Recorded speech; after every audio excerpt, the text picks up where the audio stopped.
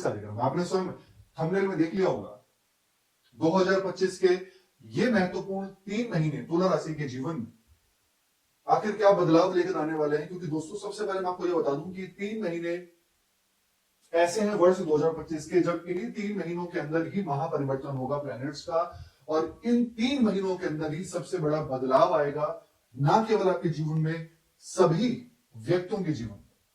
आखिर मैं ऐसा क्यों बोल रहा हूं आपसे, क्योंकि इस 3 महीने के अंदर राहु का बदलाव होगा तो केतु का बदलाव भी होगा, देवगुरु बृहस्पति का बदलाव होगा तो वहीं शनि का जो परिवर्तन हुआ है उसकी शुरुआत होगी। 29 मार्च को शनि का परिवर्तन हुआ है। राहु केतु 1.5 साल में परिवर्तन करते हैं और इसी इन 3 महीनों में करेंगे। बृहस्पति भी पूरे 1 साल के बाद परिवर्तन करते हैं, वो भी मई में ही करेंगे। तो फिर आपके जीवन में क्या बदलाव आएगा, क्या बड़ा महापरिवर्तन आपके जीवन में आने वाला है, सभी कुछ आपको डिटेल में समझाने वाला हूं तुला राशि। बस आपका फोकस थोड़ा यहां पर होना चाहिए। यह कार्यक्रम जन्म राशि चंद्र राशि पर आधारित है। अगर आप अपनी जन्म कुंडली पे विश्लेषण करवाना चाहते हैं तो नंबर सिर्फ चैनल और वीडियो के डिस्क्रिप्शन में, वीडियो के अंत में बताऊंगा आपको कुछ उपाय जो आपको फॉलो करने चाहिए। चलिए जानते हैं, नेगेटिव पॉजिटिव जो भी होगा ना, आपको सब कुछ आपको डिटेल में समझाऊंगा, ठीक है। चलिए दोस्तों, जो आपकी राशि है ना, ये 7वें नंबर की है, आपकी तुला राशि है 7वें नंबर की। ओके, आपकी राशि से आपके 6th हाउस में बैठे हैं शनि, बुध, शुक्र, राहु और सूर्य। 6th हाउस में आपके अष्टम भाव में है बृहस्पति, तो वहीं आपके नवम स्थान में 9th हाउस में है मंगल, आपके 12th हाउस यानी 12वें घर में है केतु प्लेस्ड। ओके, अब सबसे पहले राशि के स्वामी कौन बनते हैं? आपकी राशि के स्वामी बनते हैं वीनस यानी कि शुक्र, और शुक्र है आपके 6th हाउस में, वो भी उच्च के। 7th हाउस में आएंगे, लेकिन कब आएंगे? 1 जून को आएंगे यहाँ पे, यानी कि अप्रैल और मई शुक्र जो है वो 6th हाउस में रहेंगे, लेकिन उच्च के हैं। देखो, राशि स्वामी का 6th हाउस में जाना और 12वें घर को देखना, ये ट्रेवल्स के योग बनाता है। यानी कि अप्रैल और मई, जहां पर आपके लॉन्ग ट्रैवल के साथ साथ आपके स्पिरिचुअल ट्रैवल भी देखे जा सकते हैं। वहीं फॉरेन कनेक्टिविटी भी बन सकती है, तो वहीं ऐसे लोगों के साथ मित्रता भी हो सकती है जो हमारा हाथ पकड़ के, यानी कि आपका हाथ पकड़कर आपको आगे लेकर जा सकते हैं।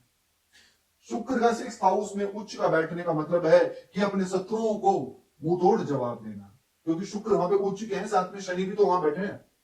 और जब शनि 6th हाउस में आते हैं ना, तो शत्रु बनाते भी हैं पहले, लेकिन उनका विनाश भी स्वयं करते हैं, क्योंकि जो शनि है वो योग कारक प्लैनेट है आपके लिए। अब शुक्र 6th हाउस में उच्च के हैं, तो यहां पर चतुर चालाक तो बनाते हैं, लेकिन आपको एक चीज का ध्यान रखना है कि आपको पॉलिटिक्स में नहीं पढ़ना है। आपको राजनीति में, मतलब पॉलिटिक्स में, मतलब कि वो पॉलिटिशियन नहीं, आपको काम के पॉलिटिक्स में, फैमिली के पॉलिटिक्स में, इन सब चीजों में आपको नहीं जाना, वरना वहां पे फंस जाओगे। ये ध्यान रखना, ठीक है। अगर थोड़ा स्वास्थ्य के बारे में विचार कर लेते हैं, आपकी हेल्थ, तो हाँ, अगर मैं हेल्थ के बारे में थोड़ा विचार करूं तो आपको अपने स्टमक, पेट से संबंधित ध्यान रखना है। क्यों? क्योंकि जो सैटर्न है, जो शनिदेव है, जो शनि ग्रह है, वो 5th लॉर्ड है, और 5th लॉर्ड होकर 6th हाउस में बैठ के 12वें घर को देख रहे हैं। तो आपका स्टमक रिलेटेड, और साथ में वहां पर जो है बुध भी है, राहु भी है, सूर्य भी है, आंखों में जलन होना, ये भी ध्यान रखना होगा आपको। और इसके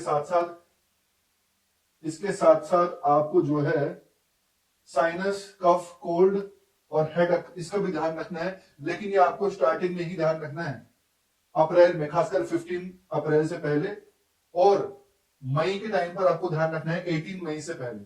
15 अप्रैल के बाद बेटर है, लेकिन मई के महीने में भी 18 मई से पहले थोड़ी सी संभावना है। 18 मई के बाद तो बिल्कुल सही दिखाई दे रहा है, ठीक है। वहीं अगर हम थोड़ा बात करें विद्यार्थियों के बारे में, आपकी स्टडी कैसी रहेगी? 5th हाउस होता है पढ़ाई का, 5th लॉर्ड बनते हैं शनि, शनि 6th में है। देखो, शनि 6th में, 6th हाउस ऐसी कुंडली का अच्छा नहीं माना जाता, क्योंकि ऋण रोग शत्रु का होता है। पर उन विद्यार्थियों के लिए अच्छा है जिनके मन में प्रश्न है कि मैं बाहर जाना चाहता हूं, मैं दूर जाना चाहता हूं, मैं फॉरेन, अगर आपको कोई प्रश्न ऐसा है कि मैं फॉरेन जाना चाहता हूं अपनी पढ़ाई को लेकर, तो ये टाइम आपके लिए अच्छा रहेगा, क्योंकि शनि 12वें घर को देख रहे हैं। और वैसे मैं अगर एक बात बोलूं आपसे, शनि 12वें घर को देख रहे हैं, तो यहां पर जो विद्यार्थी हैं वो कुछ चेंज करने का प्रयास कर सकते हैं। अगर आप कुछ भी कर रहे हैं तो आपका मन दूसरी जगह पे जा सकता है, या फिर आप कुछ ऐड करने की सोचेंगे अपनी पढ़ाई में, क्योंकि शनि 6th हाउस में आएंगे तो माइंड को डाइवर्ट करके कुछ और चीजें करने का मन में प्रयास करना, वो भी देखा जाएगा आपके साथ कि आप कुछ और चीज करने का प्रयास करेंगे, किसी और चीज में अपना जो है वो ज्ञान बढ़ाएंगे, नॉलेज गेन करेंगे, और बाहर फॉरेन से रिलेटेड या कहीं दूर जाकर, या कुछ ऐसे व्यक्ति हैं जो जहां पर रहते हैं वहां से दूर जाना, कोचिंग जाना, पढ़ाई करना, मतलब दूर, आसपास नहीं, दूर जाना, ऐसा हो सकता है। ठीक है, बात करते हैं, लेकिन पढ़ाई मुझे यहां पर सही दिख रही है, ऐसा कुछ नहीं, बस कभी कभी मन डाइवर्ट होगा थोड़ा सा, उसको कंट्रोल करें, कुछ उपाय करें, लेकिन 60-70% ठीक है। तो दोस्तों बात करते हैं आपका लव रिलेशन। लव रिलेशन के बाद मैं चर्चा करूंगा महापरिवर्तन, जो प्लैनेट्स महापरिवर्तन कर रहे हैं उनका क्या रिजल्ट होगा। लव रिलेशन के बारे में अगर चर्चा करूं तो शनि शुक्र साथ में है, साथ में बुध भी है, और शुक्र आ जाएंगे। देखो अप्रैल और मई का महीना आपके लव रिलेशन को लेकर बेटर है। जिनका कोई लव रिलेशन नहीं है, लव रिलेशन बन जाएगा, या किसी के साथ में अटैचमेंट होगी, किसी के साथ में आपकी दोस्ती बहुत अच्छी हो सकती है, और लव रिलेशन भी बन सकता है अप्रैल और मई के महीने में। लेकिन जून का महीना एक ऐसा महीना है जहां पर आपको अपने लव रिलेशन पर केयर करनी है, ध्यान रखना है कि कोई मिसअंडरस्टैंडिंग ना हो, क्योंकि शुक्र का और शनि का 1/12 का कनेक्शन होगा, तो ये ऑटोमेटिकली मिसअंडरस्टैंडिंग हो सकती है, या फिर इन्फ्लुएंस हो जाना, या फिर थोड़ा शंका, शक, डाउट्स, ये बिल्कुल नहीं होने चाहिए जून के महीने में। अप्रैल मई तो बेटर है आपके लिए। अब थोड़ा सा महापरिवर्तन के बारे में चर्चा करते हैं, उसके बाद आपको बताऊंगा आपका भाग्य, करियर, बिजनेस। ठीक है, ये जो गुरु हैं आपके 9th हाउस में प्रवेश करेंगे 15 मई को, और जब गुरु दोस्तों आपके 9th हाउस में आ जाएंगे ना, पूरे 12 साल के बाद ये आपके भाग्य में भी परिवर्तन लेकर आएंगे। फर्स्ट हाउस को देखेंगे तो आपके अंदर ज्ञान बढ़ेगा, आपके अंदर मैच्योरिटी लेवल बढ़ेगा, आपके अंदर स्पिरिचुअलिटी बढ़ेगी, और गुरु की दृष्टि आपके पंचम भाव में पड़ेगी, तो संतान पक्ष को लेकर अच्छा है। तुला राशि, आपकी फैमिली प्लानिंग को लेकर ये बहुत अच्छा रहेगा। आपकी उच्च शिक्षा, यानी कि आप कोई हायर एजुकेशन करना चाह रहे हैं, पीएचडी करना चाहते हैं, तो ये गुरु आपको वो करवा सकते हैं 15 मई के बाद। ठीक है, तो ये बेटर मुझे दिखाई दे रहा है। ये आपको ऑनलाइन काम के लिए भी बहुत अच्छा है, क्योंकि थर्ड हाउस में देखेंगे, और आपके आस पड़ोस के साथ में आपके कनेक्शन को बिल्ड करेगा ये। ठीक है, गुरु, ये महापरिवर्तन।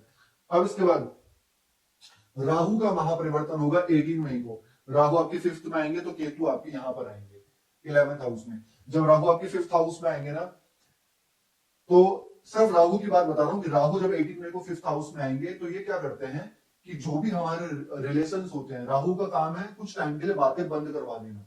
तो 18 मई के बाद ऐसा कुछ सडन ना हो कि जहां आपके लव रिलेशन में कुछ टाइम के लिए बात बंद हो जाए, या कुछ चीजें जो आपके लव रिलेशन में सामने वाले को पता चल जाए, जो आप उनसे छुपाने की कोशिश कर रहे हो, आप उनको बताना नहीं चाहते हैं, या कुछ ऐसा काम कर रहे हो जो वो पकड़ ले। ये ध्यान रखना 18 मई के बाद जब राहु 5th हाउस में आएंगे, क्योंकि उनकी बुद्धि जो है वो राहु की तरह चलेगी, तेज। ये ध्यान रखना, ठीक है। और मैं आपको क्लियर कर दूं कि ना तो आपकी शनि की 7.5, ना ही आपकी कोई शनि की ढैया है, कुछ भी नहीं है आपकी। ठीक है, अब आता है भाग्य पे। भाग्य के स्वामी बुध ग्रह आपके 6th हाउस में, 7th हाउस में प्रवेश करेंगे 7 मई को। 7 मई के बाद, 7 मई से लेकर 23 मई के बीच में आपका भाग्य सबसे बेटर होगा। बुध होंगे केंद्र में। अगर आप कुछ भी बड़ा करना चाहते हैं, कुछ बड़ा करने का सोच रहे हैं, कुछ व्यापार करने का सोच रहे हैं, कोई शेयर मार्केट ट्रेडिंग है, कहीं पर भी इन्वेस्टमेंट, सेल परचेस करने का सोच रहे हैं, तो 7 मई से लेकर 23 मई के बीच में बहुत अच्छा है।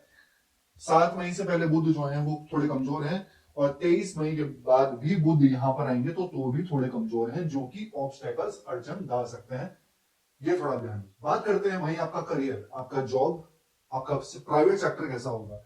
ये जो 10वां स्थान है, 10th हाउस, ये करियर का होता है। 10th फ्लोर बनते हैं चंद्रमा। करियर की बात करूं तो मंगल यहां पे होंगे नीच के 5 अप्रैल से लेकर फिर मई जून मंगल 10th हाउस में रहेंगे। मंगल जब आपके 10th हाउस में रहेंगे ना, लेकिन नीच के होंगे, तो एनर्जेटिक तो होंगे आप, लेकिन थोड़ा ना अपनी चलाने की कोशिश करेंगे आप, किसी से जेलस फील कर सकते हो आप अपने काम में 5 अप्रैल के बाद। और फर्स्ट हाउस को भी देखेंगे मंगल, तो अग्रेशन भी रहेगा आपके अंदर, किसी ना किसी चीज से खफा, किसी ना किसी चीज से डिसैटिस्फैक्शन आपको वर्किंग प्लेस पे रहेगी। अब बहुत सारे लोग हैं तुला राशि वाले व्यक्ति, कुछ भी हो सकता है, काम करेंगे, काम से रिलेटेड कोई प्रॉब्लम नहीं है, लेकिन किसी चीज से खफा होना, यानी कि थोड़ा सैड होना किसी चीज को लेकर, या डिसैटिस्फैक्शन होना, या फिर जब मंगल फर्स्ट हाउस को देख रहे हैं तुला राशि को, तो आपके अंदर एक अग्रेशन रहेगा, इस पे थोड़ा आपको कंट्रोल करना है बस, ठीक है। क्योंकि मंगल 5 अप्रैल के बाद यहां से नहीं हिलेंगे, अप्रैल मई जून यही रहने वाले हैं। इसके साथ सूर्य उच्च के हो जाएंगे। 14 अप्रैल से 14 मई का जो टाइम पीरियड है, नौकरी मिलने को लेकर इंटरव्यू हो सकता है, आपको नई नौकरी मिल सकती है, क्योंकि सूर्य 11th लॉर्ड होके आपके 7th हाउस में प्रवेश करेंगे, तो नौकरी आपको जरूर मिल सकती है, या तो 14 अप्रैल से 14 मई या फिर 15 जून के बाद, ज्यादा अच्छी पॉसिबिलिटी है। और इस टाइम पर आपको कोई name fame, achievements, working place में कुछ बेटर, वर्किंग प्लेस में कुछ आपका नाम होना, कुछ हैप्पीनेस मिलना, इस टाइम फ्रेम में 14 अप्रैल से 14 मई या फिर 14 जून के बाद, ठीक है, ज्यादा अच्छा दिखाई दे रहा है। वहीं शुक्र आपके उच्च के हैं, आपका डिजाइनिंग का काम है, या शुक्र के साथ में राहु आपके टेक्निकल काम है, क्योंकि शनि राहु भी साथ में बैठे हैं।